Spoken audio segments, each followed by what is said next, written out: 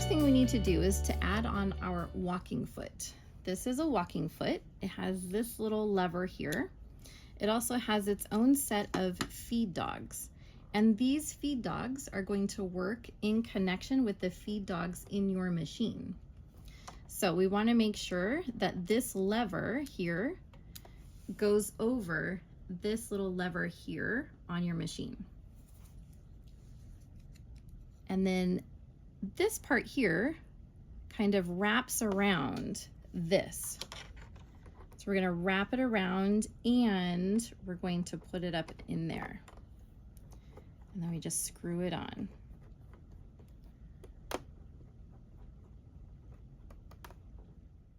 All right, now it's time for us to start quilting. So I have my quilt sandwich rolled up in this scroll fashion. I'm going to be starting in the middle of my quilt. I have my presser foot down, but my needle is going to start off the edge. We don't need to backstitch or anything. We're going to be cutting this off anyhow and adding binding on. I'm also going to increase my stitch length to a 3 or 4, depending on your machine and how it likes it. But we want to have a little bit of a longer stitch length because this is such a bulk that we're going through. If we have tiny stitches, it's really going to get weighed down and your stitches are going to be super close together because it's not getting enough length in them. So we're just going to start off of here and I'm going to show you the wave method that I talked about earlier. I'm going to hold by the edge here, and as I go, I'm just going to slowly go back and forth like this to create little waves. Nothing quick. Your walking foot isn't going to be able to tolerate that, and you're going to get bunched up fabrics, and then you're going to have little puckers in your quilt. We do not want puckers in our quilting.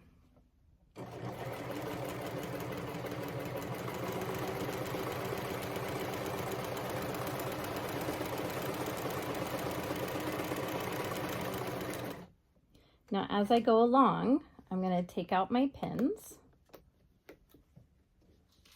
And whenever you go to stop or adjust your quilt, make sure that your needle is down.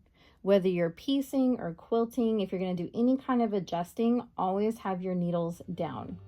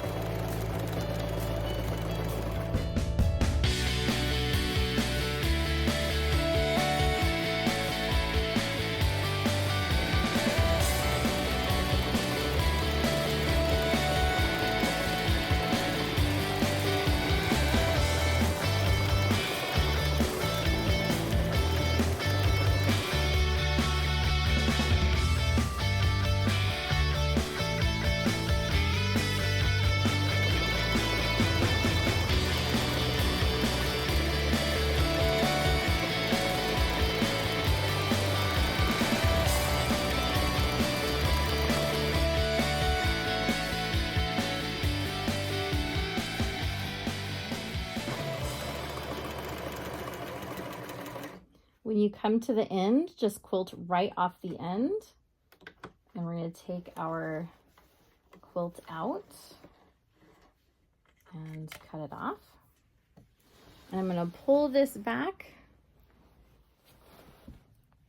And I might open it up just a little bit. And I'm going to do another line. Now, however close or far apart you do it is totally up to you. Just try to remember to keep it no more than a palm length. Sometimes I like to do them super close together and even have them overlapping a little bit. That looks really awesome. Sometimes I just want to get my project done. It's late at night and I'm going to have them a little farther apart. Totally up to you. So we're going to slide it back in there.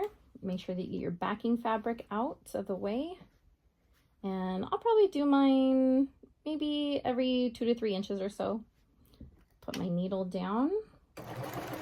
And I'm going to start my next wavy line.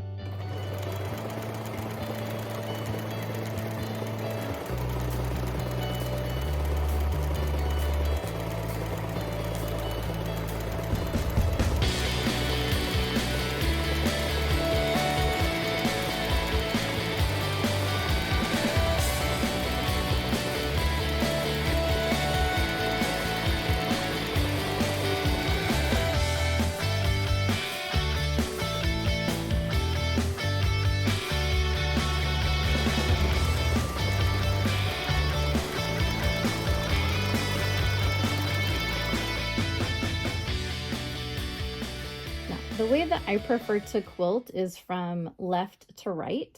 That way this bulk starts to unfold, because when you're talking about a full size or even a queen size I've done on here, this fills up a lot of space. So I like to sew this way so that this comes over here and this gets rolled up bigger and this gets smaller.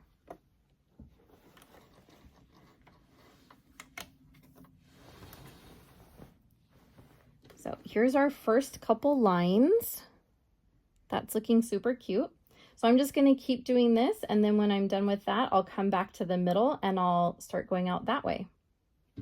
When I do that, I'll turn it around. That way this bulk is on this side and it starts to get unwound and rolled up over here where I've already done some quilting.